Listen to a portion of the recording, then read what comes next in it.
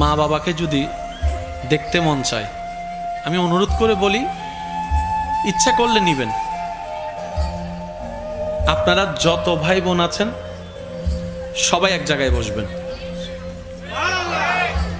5 মিনিটের জন্য হলো সব ভাই বোন এক জায়গায় বসবেন। মাও কবরে, বাবাও কবরে।